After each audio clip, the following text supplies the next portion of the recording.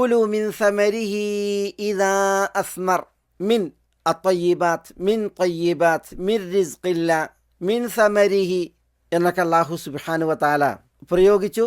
ഇവിടെയൊക്കെ പ്രയോഗിക്കപ്പെട്ട മിൻ അർത്ഥമാക്കുന്നത് ഇതുപോലെ ബയാനിനാണെന്നും തബഈദിനാണെന്നും ഇബ്തിദാ ഉൽ ഗായക്കാണെന്നും ഒക്കെ തഫ്സീറുകളിൽ വന്നിട്ടുണ്ട്.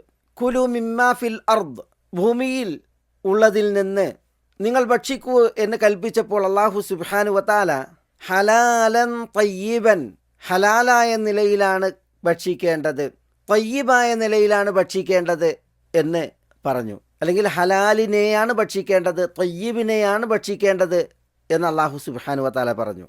അപ്പോൾ ഭൂമിക്കുപരിയിൽ അല്ലെങ്കിൽ ഭൂമിയിൽ ഉള്ളതെല്ലാം ഭക്ഷ്യയോഗ്യമല്ല, ഭക്ഷിക്കുവാനും ഉപകരിക്കുവാനും സമ്മതവും അനുവാദവുമുള്ള വിഷയവുമല്ല. ഹലാലായ നിലക്ക് അല്ലെങ്കിൽ ഹലാലിനെ, തയ്യിബായ നിലക്ക് അല്ലെങ്കിൽ തയ്യിബിനെ മാത്രമാണ് ഉപകരിക്കാനും ഭക്ഷിക്കാനും സമ്മതമുള്ളൂ. അപ്പോൾ എന്താണ് ഈ ഹലാൽ, എന്താണ് തയ്യിബ്, എന്താണ് ഇവ തമ്മിലുള്ള വ്യത്യാസം? അതല്ല പര്യായ പദങ്ങളെന്ന പോലെ രണ്ടും ഒരർത്ഥത്തിലാണോ?